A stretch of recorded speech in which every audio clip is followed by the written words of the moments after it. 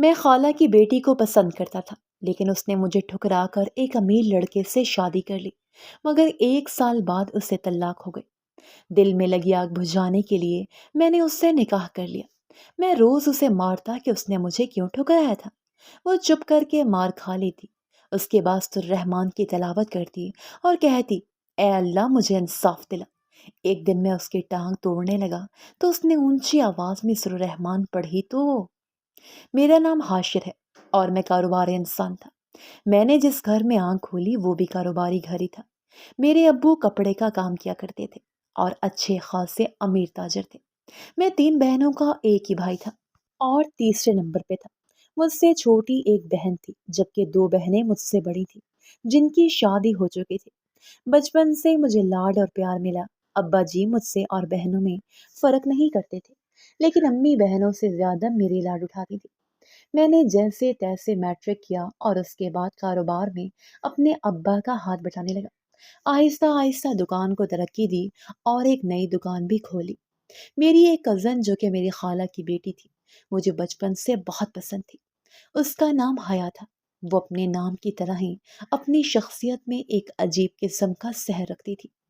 حیا اپنے ماں باپ کی اکلوتی بیٹی تھی۔ کزن ہونے کے اور اچھی خاصی فرینکنس ہونے کے باوجود بھی میں اسے کبھی دل کی بات نہیں کہہ سکا۔ البتہ مجھے شروع سے ہی یہ خوش فہمی ضرور رہی کہ شاید وہ بھی مجھے پسند کرتی ہے۔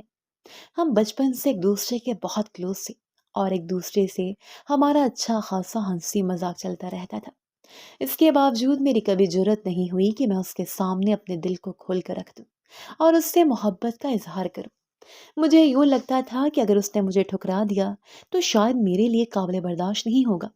اس لیے میں یک طرفہ محبت کو اپنے دل میں دبائے رہا اور اس کا نتیجہ مجھے جلدی بھگتنا بھی پڑا۔ وقت گزرتا گیا اور میں 25 سال کا ہو گیا۔ اب میرے ماں باپ کو میری شادی کی فکر تھی۔ اس کے لیے امی نے کئی رشتے دیکھے، لیکن میں ہر رشتے میں کوئی نہ کوئی خرابی یا عذر پیش کر دیتا، کیونکہ میں صرف حیا سے ہی شادی کرنا چاہتا تھا۔ لیکن مجھے سمجھ نہیں آتا تھا کہ میں امی سے یا ابو سے یہ بات کیسے کہوں۔ اسے ادھیڑ پن میں وقت میرے ہاتھ سے نکل گیا۔ ایک دن جب میں دکان سے گھر واپس آیا تو بڑی بہن نے خوشی خوشی میرے سامنے مٹھائی پیش کی۔ میں نے حیران ہوتے ہوئے پوچھا کہ یہ کس چیز کی مٹھائی ہے، اور یہ پوچھتے ہوئے برفی کا ایک ٹکڑا اٹھا کر منہ میں رکھ لیا۔ بہن کہنے لگی، یہ مٹھائی خالہ نے بھیجی ہے کیونکہ حیا کا رشتہ پکا ہو گیا ہے اور 2 ماہ بعد اس کی شادی کی تاریخ رکھتی ہے۔ یہ سنتے ہی برفی کا وہ ٹکڑا گویا میرے حلق میں پھنس گیا اور مجھے یوں محسوس ہونے لگا جیسے حیا نے میرے ساتھ بے وفائی کی ہے۔ حالانکہ میری محبت صرف یک طرفہ تھی، جس کا ذکر میں نے کبھی حیا سے کیا ہی نہیں تھا، اور اس بیچاری کو میری محبت اور میرے دلی جذبات کے بارے میں خبر ہی نہیں تھی۔ اس سب کے باوجود میں حیا کو قصوروار سمجھنے لگا اور میرے دل میں حیا کے لیے بدگمانیاں پیدا ہونے لگی۔ میں اپنی بزدلی اور کم ہمتی کا ذمہ دار حیا کو سمجھنے لگا اور سوچنے لگا کہ حیا نے میرے ساتھ ایسا کیوں کیا۔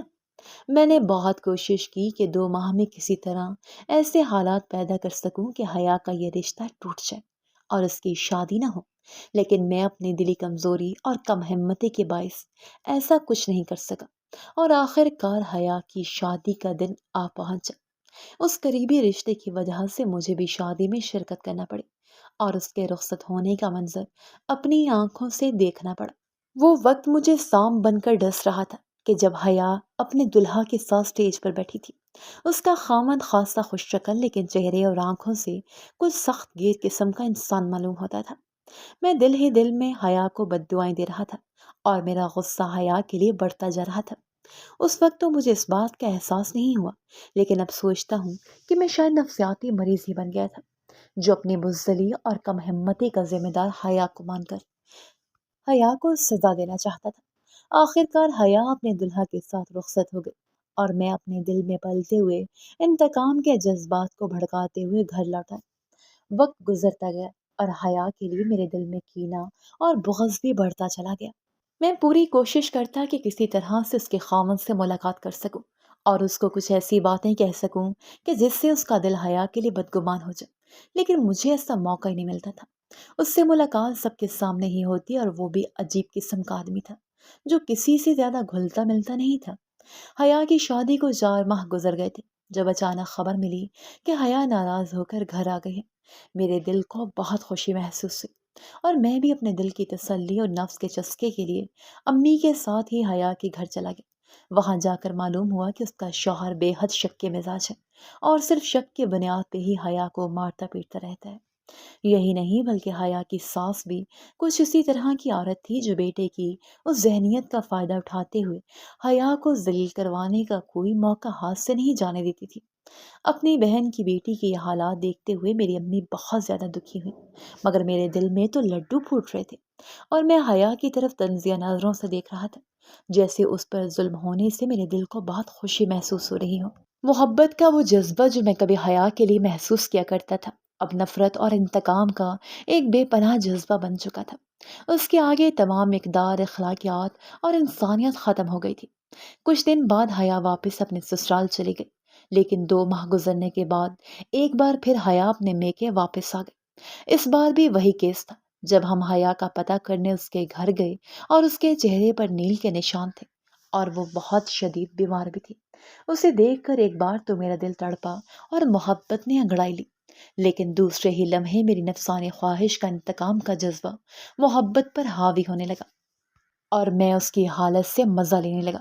میں نے دکھاوے کا ناٹک کرتے ہوئے حیا سے ہمدردی کا اظہار تو کیا، لیکن میں اندر ہی اندر شیطانی خوشی محسوس کر رہا تھا کہ اچھا ہوا جو حیا نے میری محبت کو ٹھکرایا، تو اب اسے ان حالات سے گزرنا پڑ رہا ہے۔ وقت اسی طرح گزرتا چلا گیا، اور حیا کے لیے زندگی مشکل سے مشکل تر ہو رہی تھی۔ آخر کار وہ دن بھی آیا جب انہیں لڑائی جھگڑوں کی وجہ سے حیا کو طلاق ہو گئی، اور وہ واپس اپنے میکے بیٹھ گئی۔ ہمارے پورے خاندان کے لیے ایک بہت بڑا جھٹکا تھا، جس سے سب کو ہی گزرنا پڑا۔ اس سے پہلے ہمارے خاندان میں طلاق کا ایسا کوئی کیس نہیں ہوا تھا، لیکن شاید حیا کے نصیب ہی ایسے تھے۔ یہ کسی کو معلوم نہیں تھا کہ حیا کے لیے مشکلات کا سفر ابھی بھی ختم نہیں ہوا، اور زندگی نے ابھی اس کے اور بھی بہت سارے امتحان لینے ہیں۔ کچھ وقت گزرا اور حیا کی عدت ختم ہو گئی، تو اس کے ماں باپ نے اس کے لیے رشتے ڈھونڈنا شروع کیے۔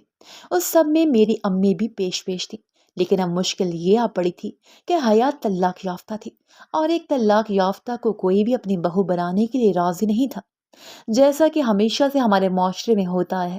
اب حیا کے لیے جو رشتے مل رہے تھے، وہ بڑی عمر کے بوڑھے مرد جو بچوں والے تھے یا جو رنڈوے تھے، اب اپنے بچوں کے لیے ایک نوکرانی چاہتے تھے۔ ایسے بھی رشتے آئے جو دوسری شادی کرنا چاہتے تھے، لیکن ان سب پہ حیا کی ماں مطمئن نہیں تھی، اور نہ ہی میری امی ان پر مطمئن تھی۔ امی اکثر اپنی بھانجی کے نصیب کے لیے سوچ سوچ کر رویا کرتی تھی، اور دعا کرتی تھی کہ میری بیٹیوں کو ایسا وقت نہ دیکھنا پڑے۔ انہیں کیا معلوم تھا کہ ان کے گھر میں ہی حیا ایک بڑے امتحان سے گزرنے والی ہے۔ میں یہ سب مناظر بڑے شوق و دلچسپی سے دیکھ رہا تھا، اور میرے ذہن میں مزید انتقام کی آرزو تھی۔ میں چاہتا تھا کہ حیا ایسے ہی کسی گھر میں دوبارہ بیاہ کر جائے، جہاں پہ اس کے مشکلات کا سفر زندگی بھر ختم نہ ہو۔ انہی دنوں میرا ذہن ایسے ہی شیطانی جذبات کی جگہ بن چکا تھا، اس لیے میں نے اپنے بڑے ہی گہرے اور قریبی دوست سے اپنے خیالات کا اظہار کیا۔ اس نے بھی روایتی مردوں کے فطرت کا ثبوت دیا، اور کہنے لگا کہ تم ٹھیک کہہ رہے ہو، اسے گھر میں تم جیسا ایک آپشن میسر تھا، تو اسے تمہاری طرف ہی آنا چاہیے تھا۔ دوست نے بھی قطعاً مجھے سمجھانے کی کوشش نہیں کی، جس کی وجہ سے میں مزید اس دلدل میں دھنستا چلا گیا۔ شب و روز یوں ہی گزرتے چلے جا رہے تھے، اور حیا کی طلاق ہوئے 2 سال بیت گئے تھے۔ ایک دن اسی موضوع پہ میں اپنے دوست سے بات کر رہا تھا کہ اس نے ایک دم چونک کر کہا کہ ہاشد، تم حیا سے شادی کیوں نہیں کر لیتے؟ اگر وہ کہیں اور گئی تو ہو سکتا ہے اس سے دوبارہ طلاق ہو جائے اور اس کی جان چھوٹ جائے، لیکن اگر تم اس سے شادی کر لو گے تو پھر تو تم اسے طلاق نہیں دو گے، اور تم پھر دوسری شادی بھی کر لینا۔ اچھا خاصا چلتا وہ کاروبار ہے، اور تم حیا کو ساری زندگی اپنے قبضے میں رکھ سکتے ہیں، اور اس سے جیسے چاہے انتقام لے سکتے ہو۔ اس کی بات سن کر میں بھی چونک پڑا۔ آئیڈیا تو بہت ہی زبردست ہے، اور اس سے میرے شیطانی جذبات کی پوری پوری تسکین ہو سکتی ہے۔ میں حیا کو پا بھی سکتا تھا، اور اس کو سزا بھی دے سکتا تھا۔ میں نے اپنے دوست سے کہا کہ یار، آئیڈیا تو برا نہیں، لیکن میرے گھر والے شاید ہی مانے، کیونکہ حیا اب ایک متعلقہ لڑکی ہے۔ دوست کہنے لگا کہ یار، تم بھی کمال کرتے ہو، تمہارے گھر والے تو فوراً مان جائیں گے۔ میں نے چونک کر پوچھا کہ وہ کیسے؟ تو کہنے لگا کہ یار دیکھو، تمہارے ابو تمہاری امی سے بہت پیار کرتے ہیں، اور تمہاری امی اپنی بھانجی کے لیے بے حد فکر مند رہتی ہیں، کیونکہ وہ بھی اپنی بھانجی سے بہت زیادہ پیار کرتی ہیں۔ آخر حیا اپنے ماں باپ کی اکلوتی اولاد ہے، اور اسی وجہ سے تمہاری امی کی بھی لاڈلی ہے۔ رہ گئی تمہاری بہنیں، تو تمہاری بہنیں شاید تھوڑی بہت مزاحمت کریں گی، لیکن تمہاری امی اپنی بھانجی کی محبت میں تمہارا پورا ساتھ دیں گی۔ تو اس کی بات سن کر میں بڑا خوش ہوا، اور اس نے کہا کہ یار کیا شیطانی دماغ پایا ہے، ایسا زبردست آئیڈیا مجھے پہلے کیوں نہیں آیا۔ اور حیا 2 سال آرام سے گھر میں بیٹھی رہی، ورنہ میں اس کے یہ 2 سال بھی اس کے لیے جہنم بنا دیتا۔ تو اس نے ہنستے ہوئے بولا کہ چل یار، اب تو آئیڈیا آ ہی گیا ہے، تو اب تو اس پہ عمل کرنا شروع کر۔ میں نے کہا چل ٹھیک ہے، میں دیکھتا ہوں۔ اب میرے لیے مشکل یہ تھی کہ میں اپنی ماں سے کیسے بات کروں، کیونکہ اپنی اس کی فطرتی جھجک اور کم ہمتی کی وجہ سے ایک بار پہلے بھی حیا کو کھو چکا تھا، لیکن اب کی بار فرق یہ تھا کہ پہلے میرے دل میں محبت کے جذبات تھے، اور اب فقط نفرت اور انتقام کا آتش فشاں تھا۔ اس نفرت اور انتقام نے مجھے شیطانی آئیڈیا سمجھانا شروع کر دیا۔ میں نے آہستہ آہستہ حیا کے معاملے میں دلچسپی لینا شروع کر دی، اور امی کے سامنے اکثر یہ کہنا شروع کر دیا کہ حیا جیسے نصیب تو کسی کے نہ ہو، اور حیا سے ہمدردی کرنے لگا۔ امی بھی میری بات سن کر جذباتی ہو جاتی اور کہتی کہ کاش میرے بس میں کچھ ہوتا تو میں ضرور کرتی۔ اسی طرح سے امی کا ذہن بناتے اور اپنی ہمدردی جتاتے ہوئے کچھ دن گزر گئے، اور آخرکار 3 ہفتوں کے اس جامع بازی کے بعد میں نے ایک دن امی سے کہا کہ امی ایک بات کہوں، اگر آپ برا نہ مانیں۔ امی کہنے لگیں کہ نہیں، میں برا نہیں مانوں گی، تم کہو۔ میں نے کہا کہ امی، آپ لوگ باہر حیا کے لیے رشتہ ڈھونڈتے پھر رہے ہیں، تو کیا ہمارے خاندان میں رشتہ نہیں ہے؟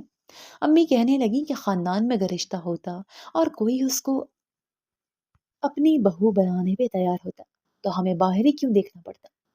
میں نے کہا کہ امی، حیا کے حالات دیکھتے ہوئے میرا دل بہت دکھتا ہے، میں آپ سے کچھ کہنا چاہتا ہوں۔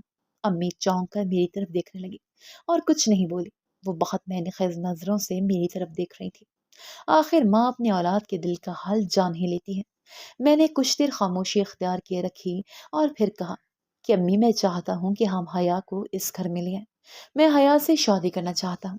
یہ کہہ کر میں نے بڑی ہی مکاری سے چہرے پہ ہمدردی کا تاثر جماتے ہوئے سر جھکا لیا۔ امی کچھ دیر خاموش رہیں اور پھر کہنے لگی کہ دل تو میرا پہلے بھی چاہتا تھا، لیکن وہ مقدر میں نہیں تھا۔ اب حیا طلاق یافتہ ہے، لوگ باتیں بنائیں گے۔ میں نے کہا کہ امی، لوگوں کا کام ہی باتیں بنانا ہے، آپ لوگوں کی پرواہ نہ کریں، آپ اپنی بھانجی کا چہرہ دیکھیں اور اس کی زندگی کی تکلیفوں پہ غور کریں۔ میرے لہجے سے کہیں بھی یہ نہیں لگ رہا تھا کہ میرے اندر ایک شیطان چھپا بیٹھا ہے جو کمینگی کی تمام حدیں پار کر رہا ہے۔ امی کہنے لگی کہ ہاں تم سچ کہتے ہو، لیکن تمہارے ابو شاید نہ مانے۔ میں نے کہا کہ اب وہ تو مان ہی جائیں گے، ان کو منانا تو آپ کے ہاتھ میں ہے، البتہ اپنی بیٹیوں کو سمجھا دیجیے گا، کیونکہ یہ ایک نیکی کا کام ہے، اور میں چاہتا ہوں کہ میرے گھر والے اس میں میرا ساتھ دیں۔ امی کچھ دیر سوچتی رہیں اور پھر رونے لگی، اور اٹھ کر میرا ماتھا چوم لیا اور کہنے لگیں کہ بیٹے، تم نے میری بڑی مشکل آسان کر دی ہے۔ حیا کو ہمیشہ سے میں اپنی بیٹی بنانا چاہتی تھی، لیکن اس کے گھر والوں کے اونچے خوابوں نے آج اسے یہ دن دکھایا، لیکن میں آج بھی حیا کو اپنی بیٹی ہی سمجھتی ہوں، اور اپنی بہن کے لیے میرے دل میں کچھ بھی برا نہیں ہے۔ تم نے میرا سر فخر سے بلند کر دیا ہے، میں جلدی اس سلسلے میں بات چیت کرتی ہوں۔ امی کی یہ بات سن کر میرے دل میں لڈو پھوٹنے لگے، اور دماغ نے مجھے شاباشی دی کہ کیا ہی شیطانی کھیل رچایا ہے۔ حسب توقع ابا نے تھوڑی بہت مزاحمت تو کی، لیکن امی کی محبت کے سامنے وہ بھی جلدی ہتھیار ڈال گئے، اور انہوں نے بھی مجھے شاباشی دی۔ جیسا کہ میں نے سوچا تھا کہ میری بہنوں نے اس پہ کافی مزاحمت کی اور ناک منہ چڑھایا، لیکن وہ اپنے اکلوتے بھائی کے لیے کسی متعلقہ لڑکی کو ہرگز دلہن نہیں بنانا چاہتی تھی۔ لیکن جب امی ابو ہی مان گئے تو پھر بہنوں کو مجبوراً چپ ہی رہنا پڑا۔ آخرکار وہ دن بھی آ گیا جب تمام گھر والے اس رشتے پہ راضی ہو چکے تھے، اور امی ابو میرا رشتہ لے کر حیا کے گھر چلے گئے۔ میری خالہ اس رشتے کا سن کر بہت ہی حیران ہوئی اور رونے لگی۔ خالہ کہنے لگیں کہ بہن، تم اس مشکل وقت میں مجھ پہ یہ احسان کر رہی ہو کہ اپنے کنوارے بیٹے کا رشتہ میری متعلقہ بیٹی سے کرنا چاہتی ہو۔ میں تمہارا یہ احسان ساری زندگی نہیں اتار پاؤں گی۔ تم اپنی حیا کو جانتی ہو، مجھے اس کے سلسلے میں کسی قسم کے صفائی دینے کی ضرورت نہیں ہے، اور تم سمجھتی ہو کہ وہ کتنی اچھی نیچر اور سیرت کی ہے۔ مجھے تو تم سے یہ کہنے کی بھی ضرورت نہیں رہی کہ تم اس کا اپنی بیٹی کی طرح خیال رکھنا، کیونکہ جو تم کر رہی ہو وہ آج کی اس مکار اور خود غرض دنیا میں کوئی بھی نہیں کرتا۔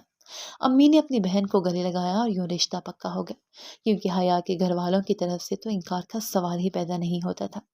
اس کے بعد شادی کی تیاریاں شروع ہوئیں۔ حیا کے گھر والے تو سادگی سے ہی شادی کرنا چاہتے تھے، لیکن آخر ہمارے گھر کے اکلوتے لڑکے کی شادی تھی، تو اس لیے بڑی دھوم دھام سے شادی ہوئی اور حیا میری دلہن بن کر میرے گھر میں آ گئی۔ میں اس دن بہت خوش تھا اور مجھے میرا انتقام مزید نزدیک اور حیا اپنے قبضے میں نظر آ رہی تھی۔ میں دل ہی دل میں مختلف قسم کے پلان بنا رہا تھا کہ کیسے حیا کو ذہنی اور جسمانی طور پر اذیت اور تکلیف دینی ہے۔ میرا ذہن اور دل مکمل طور پر شیطان کے قبضے میں چلا گیا تھا اور میرے دل سے حیا کے لیے محبت بالکل ہی ختم ہو گئی تھی۔ تمام فنکشنز کے بعد جب حیا رخصت ہو کر ہمارے گھر آئی اور میں کمرے میں گیا تو میں پہلی رات کے لیے بھی ایک منصوبہ بنا چکا تھا۔ جب میں کمرے میں داخل ہوا تو میں نے دیکھا کہ حیا سجی ہوئی گھونگھٹ نکالے بیڈ پہ بیٹھی ہے۔ میں اس کے سامنے جا کر بیٹھا اور بڑی ہی نرمی سے اس سے بات شروع کی اور کہا کہ کیسی ہو حیا؟ وہ شرماتی رہی، لیکن اس نے کوئی جواب نہیں دیا۔ میں اس کی کیفیت سمجھ رہا تھا کہ ایک ناکام شادی کے تجربے کے بعد اس کے دل میں کیسے کیسے وسوسے اور خدشیاں گڑائی لے رہے ہوں گے، اور وہ سوچ رہی ہوگی کہ میں اس کو قبول کروں گا یا نہیں۔ تھوڑی دیر تک میرے بار بار پوچھنے پہ اس نے بات چیت کرنا شروع کی، لیکن اس کے اندر ابھی بھی جھجک تھی۔ یوں ہی بات کرتے کرتے ایک دم میں نے اس سے کہا کہ تم اتنی اداس کیوں ہو؟ تمہیں اپنا پہلا شوہر تو یاد نہیں آ رہا؟ میری یہ بات سنتے ہی حیا نے ایک دم میری طرف ایسے دیکھا کہ جیسے کسی نے اس کی پوری زندگی کی متاع چھین لی ہو۔ اس کی آنکھوں میں یقین کی کرتیاں چبھ رہی تھیں اور اس کے گالوں سے آنسو بہ رہے تھے۔ اس نے کوئی جواب دیے بغیر نظریں جھکا لی اور میں بھی اپنے منصوبے پہ خوش ہوتا اتنے پہ ہی اکتفا کر گیا۔ یہی نہیں بلکہ اس رات میں نے جسمانی طور پر بھی اسے اذیت دینے کا کوئی موقع ہاتھ سے جانے نہیں دیا۔ اگلے دن ولیمہ ہوا اور حیا اپنے گھر واپس چلی گئی۔ میں جانتا تھا کہ ایک ناکام تجربے کے بعد اب حیا یہ دوسرا تجربہ کسی سے بھی شیئر نہیں کرے گی اور دنیا کو یہ دکھانے کے لیے کہ اس میں کوئی خرابی نہیں ہے وہ ہر ممکن طریقے سے مجھ سے نبھا کرنے کی کوشش کرے گی، اور اس کی اسی برداشت اور ضبط و تحمل کا مجھے فائدہ اٹھانا تھا اور اسے جی بھر کر ذلیل کرنا تھا۔ یہی میرے خود ساختہ انتقام اور انا کی حقیقت تھی کہ میں جس کے ہاتھوں میں شیطان کا اعلی کار بن گیا تھا وہی ہوا جیسا کہ میں نے سوچا تھا، اور حیا خاموشی سے گھر واپس آ گئی۔ اس کے بعد میں نے یہ معمول بنا لیا کہ اس کے پچھلے شوہر کی بات کر کے اور اس کے کاموں میں کیڑے نکالنا جیسے مجھ پہ فرض تھا۔ اس کے ساتھ ساتھ میں اس بات کا بھی خیال رکھتا تھا کہ امی کے سامنے اسے کچھ نہ کہوں، بلکہ جان بوجھ کر اس انداز میں تعریف کرتا تھا کہ امی تو خوش ہو جاتی تھی، لیکن حیا میری باتوں میں چھپے ہوئے میں نہیں سمجھ کر اور زیادہ سہم جاتی تھی۔ امی کو یہ لگتا تھا کہ میں ان کے متعلقہ بھانجی کا بہت خیال رکھ رہا ہوں اور ہمارے درمیان بہت محبت ہے۔ ہمارے درمیان ابھی تک میاں بیوی والا کوئی اعتماد اور بھروسہ تو قائم نہیں ہوا تھا، لیکن ایک اذیت ناک تعلق ضرور قائم ہو گیا تھا، اور یہ صرف دینی ہی نہیں بلکہ جسمانی بھی تھا۔ میں ہر لحاظ سے حیا کو ٹارچر کرنے کا کوئی موقع ہاتھ سے جانے نہیں دیتا تھا، اور اس اللہ کی بندی میں بھی اللہ جانے کتنا صبر اور برداشت تھا کہ اس نے کبھی بھی پلٹ کر کوئی جواب نہیں دیا تھا، لیکن اس کی آنکھوں میں تیرتے ہوئے آنسو میرے دل میں کمینگی سی ٹھنڈ ڈال دیتے تھے، اور مجھے یوں لگتا تھا جیسے میں نے کوئی بہت بڑی فتح حاصل کر لی ہو۔ میرا کردار کس قدر گرتا جا رہا تھا اس کا مجھے اندازہ ہی نہیں تھا۔ کچھ عرصے تک تو یہی معمول چلتا رہا اور میں حیا کو جسمانی اور ذہنی طور پر ٹارچر کرتا رہا، لیکن اب حیا کی خاموشی اور صبر مجھے چبھنے لگا تھا۔ میں چاہتا تھا کہ وہ میرے سامنے گڑ گڑا کر معافی مانگے اور یوں میری انا کو مزید تسکین ملے، لیکن جیسا کہ میں نے کہا کہ وہ اس رشتے کو ہر طرح سے نبھانا چاہتی تھی، اس لیے وہ مجھے کوئی ایسا موقع نہیں دے رہی تھی کہ جس سے خاندان بھر میں دوبارہ سے اس پہ اور اس کے ماں باپ کی تربیت پہ سوال اٹھے۔ میں نے یہ شادی اپنے شیطانی مقصد کی تکمیل کے لیے کی تھی، اور اس میں اب دور دور تک اس محبت کا پتہ نہیں تھا جو کبھی میں حیا سے کیا کرتا تھا۔ وہ شیطانی نیت اب مجھے کچھ ایسا کرنے پہ پکا رہی تھی کہ جس سے میں حیا کو مزید اس حد تک ذلیل کر سکوں کہ اب میں اسے صرف اکیلا اور تنہائی میں ہی ٹارچر نہ کروں بلکہ پورے گھر کے سامنے ٹارچر کروں۔ میں یہ بھی چاہتا تھا کہ اب امی کے سامنے حیا کا جو امیج بنا ہوا ہے اسے بھی تباہ و برباد کیا جائے، اور امی اور باقی گھر والوں کے ہاتھوں بھی حیا کو ذلیل اور رسوا کیا جائے۔ اس سب کے باوجود حیا کو طلاق دینے یا اسے چھوڑ دینے کا دور دور تک میرا کوئی پلان نہیں تھا، کیونکہ میں ہاتھ میں آئے ہوئے شکار کو کسی بھی طرح سے آزاد نہیں کرنے والا تھا۔ میں مکمل طور پر ایک اذیت پسند نفسیاتی مریض بن چکا تھا جس کا کوئی علاج نہیں ہو سکتا تھا۔ اب میں سوچ رہا تھا کہ کسی طرح کوئی ایسا پلان بنایا جائے کہ جس میں حیا کو باقی گھر والوں کی نظروں میں، یہاں تک کہ اس کے اپنے گھر والوں کی نظروں میں بھی گرا دیا جائے، اور اس کے بعد بھی اس میں سب کی مخالفت کے باوجود اپنے ساتھ رکھ لوں، اور یوں اس پر احسان کا ایک اور بوجھ چڑھا کر ساری زندگی کے لیے اس کو روند کر اپنے شیطانی مقاصد کو تکمیل کر سکوں۔ آخرکار میرے ذہن میں ایک نہایت بھیانک اور گھناؤنا منصوبہ تشکیل پا ہی گیا، اور ہمیشہ کی طرح اس منصوبے کی نوک پلک سنوارنے کے لیے میں نے اپنے اسی کمینے دوست کا رخ کیا جس نے مجھے حیا سے شادی کا مشورہ دیا تھا۔ جب میں نے یہ سارا منصوبہ اپنے دوست کے سامنے رکھا تو ایک بار تو وہ بھی چونک اٹھا اور میری طرف دیکھتے ہوئے کہنے لگا کہ یار حاشر، میں تمہیں اس حد تک گھٹیا اور ذلیل نہیں سمجھتا تھا، لیکن تم تو میری سوچ سے بھی زیادہ شیطانی دماغ کے حامل نکلے۔ اس پہ میں ہنس پڑا اور کہا کہ بس کیا کروں دوست، دوست بھی تو مجھے تم جیسے ملے ہیں۔ لیکن اس بار میرا دوست سیریس تھا۔ میری اس بات کے جواب میں وہ ہنسا نہیں اور کہنے لگا کہ حاشر، جو تم سوچ رہے ہو یہ بہت ہی بھیانک اور گھناؤنی حرکت ہے۔ میرا مشورہ ہے کہ اس حرکت سے باز آ جاؤ اور حیا کے ساتھ ایسا مت کرو، کیونکہ اس سے اس لڑکی کی پوری شخصیت ہی تباہ ہو کر رہ جائے گی اور اس کا کریکٹر پوری دنیا کی نظروں میں خراب ہو جائے گا۔ اس پہ میرے دوست کو اس بات پر غصہ دکھاتے ہوئے کہا کہ تم میرے دوست ہو اور سائڈ میری بیوی کے لے رہے ہو، تمہیں یہ زیب نہیں دیتا۔ میرا دوست کہنے لگا کہ یار، اس سارے معاملے میں دراصل صرف حیا ہی بے عزت نہیں ہوگی، بلکہ میں بھی تو بے عزت ہو جاؤں گی۔ اس پہ میں نے کہا کہ یار، تیری بدنامی کو نیک نامی میں بدلنے کے لیے میں ہوں نا۔ ہم نے تو یہ منصوبہ بنایا ہی اسی طرح سے ہے کہ بس تم نے میری بیوی کے ہوتے ہوئے میرے کمرے میں جانا ہے اور میں لوگوں کو اکٹھا کروں گا جس پہ تم نے یہ الزام لگانا ہے کہ میری بیوی تمہیں اپنی جانب مائل کرنے کی کوشش کر رہی تھی، اور بس تمہیں اور کچھ نہیں کرنا۔ باقی تم میرے کمرے میں کیسے جاؤ گے اس کا طریقہ بھی میں تمہیں بتا دوں گا، تم بس حامی بھرو اور اس کام میں میرا ساتھ دو۔ کافی دیر تک بحث کرنے کے بعد آخر میرا دوست میرے ساتھ شیطانی منصوبے میں میرا ساتھ دینے کے لیے تیار ہو ہی گئے، اور میں نے موٹی موٹی باتیں اسے اچھے طریقے سے سمجھا بھی دی۔ میں یہاں پہ یہ بتا دوں کہ میرا یہ دوست میرے کافی کلوز تھا اور اس کے ساتھ میری فیملی ٹرمز بھی تھے، اور جب یہ ہمارے گھر میں آتا تھا تو محض ڈرائنگ روم تک ہی محدود نہیں رہتا تھا، بلکہ گھر کے فرد کی طرح گھر کے کسی بھی کمرے میں جا سکتا تھا۔ ان سب چیزوں کو مد نظر رکھتے ہوئے ہی میں نے یہ پلان بنایا تھا۔ پلان کے مطابق کچھ دن کے بعد میں نے اپنے دوست کے گھر میں دعوت کی، اور پھر کھانا وغیرہ سے فارغ ہو کر ہم لوگ جو ہی گھر میں ٹہلتے ہوئے اوپر چھت پر جا کر بیٹھ گئے۔ میں نے یہ ذہن میں رکھا کہ جب ہم چھت پہ بیٹھے ہوں تو اس وقت امی اور بہن اوپر چھت پر ضرور موجود ہوں، اور ایسا ہی ہوا۔ تبھی میں نے دوست کو اشارہ کیا تو وہ نارمل سے انداز میں بولا کہ ہاشی، میرے فون کی بیٹری ڈیڈ ہو رہی ہے، اس کو چارجنگ پہ لگانا ہے۔ تو میں نے اس سے بولا کہ یار، میرے روم میں چارجر پڑا ہے، ادھر جا کر لگا دو، اور پھر ادھر ہی آ جانا، چائے بن رہی ہے، پھر وہ پینی ہے۔ میرا دوست ابھی اٹھنے میں کچھ ہچکچاہٹ کا مظاہرہ کر رہا تھا، لیکن میں نے اسے غصے سے گھورا تو وہ آخرکار اس منصوبے پہ عمل کرنے کے لیے اپنی جگہ سے اٹھ ہی گیا۔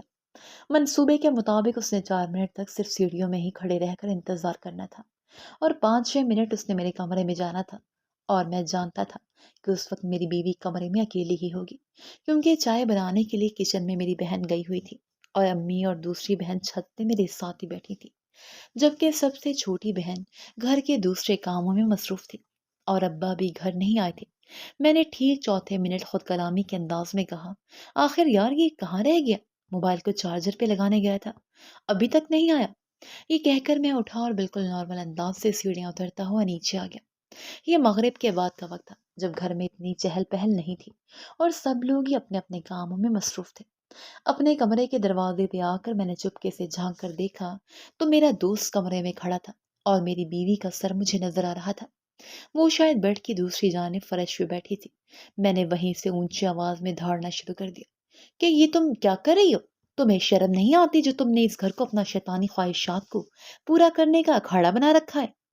اس طرح کے مزید 2-3 جملے میں نے شدید غصے کے عالم میں پوری ڈرامہ بازی سے ادا کیا۔ میری چیخو پکار اور دھاڑ سن کر اوپر سے امی اور بہن کچن سے دوسری بہن سمیت سب سے چھوٹی بہن بھی سب میرے پاس آ گئے اور پوچھنے لگے کہ کیا ہوا۔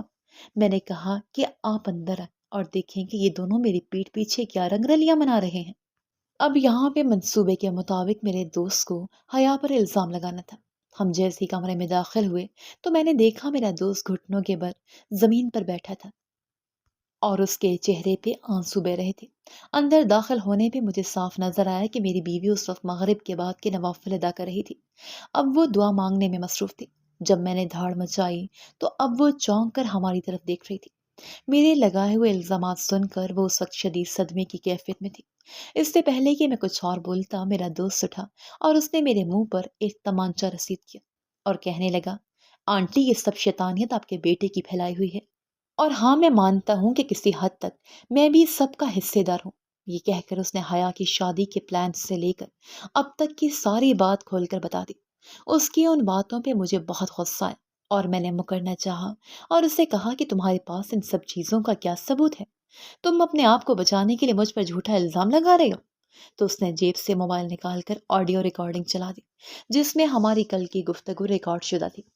یہ سب سننے کے بعد امی نے مجھے مارنا اور کوسنا شروع کر دیا اور بد دعائیں دینے لگی کہ مجھے معلوم نہیں تھا کہ میں اپنے ہی گھر میں ایک شیطان کو پال رہی ہوں۔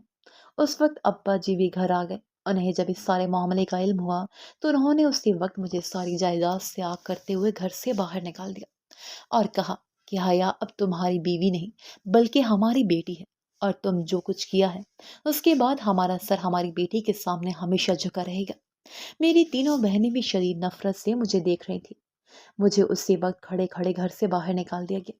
یوں آج میں دنیا کا سب سے زیادہ ہارا ہوا انسان ہوں، جس نے اپنی نفسیاتی تسکین کی خاطر اس حد تک گھناؤنا کام کیا کہ اب کوئی بھی رشتہ اسے منہ لگانے پہ تیار نہیں تھا۔ اور نہ ہی اتنے برس گزر جانے کے باوجود ابا جی نے مجھے دوبارہ گھر میں داخل ہونے کی اجازت دی ہے۔ میرے اپنے سگے مجھ سے شدید نفرت کرتے ہیں۔ جب میں نے بعد میں اپنے دوست سے اس کی وجہ پوچھی تو اس نے مجھے بتایا کہ جب کمرے میں داخل ہوا تو حیات دعا مانگتے ہوئے رو رو کر اللہ سے شکوہ کر رہی تھی اور تمہاری شکایت کر رہی تھی، تو میرا ضمیر جاگ گیا۔ باقی ریکارڈنگ تو میں نے اپنی حفاظت کے لیے کی تھی کہ اگر تم مکر جاؤ تو میں اپنا دفاع کر سکوں، لیکن حیا کو گڑ گڑاتے دیکھ کر مجھے احساس ہوا کہ میں کس قسم کے شیطانی کام میں تمہارے ساتھ ملوث رہا۔ آج زندگی مجھے بے دردی سے سڑکوں پہ رول رہی ہے اور مجھے فٹ پاتھوں پر سونا پڑتا ہے۔ جو کبھی اپنے گھر کا اکلوتا بیٹا اور نازوں میں پلا ہوا شہزادہ تھا، وہی آج اپنے گھر والوں کی نفرت کا مرکز بنا ہوا ہے۔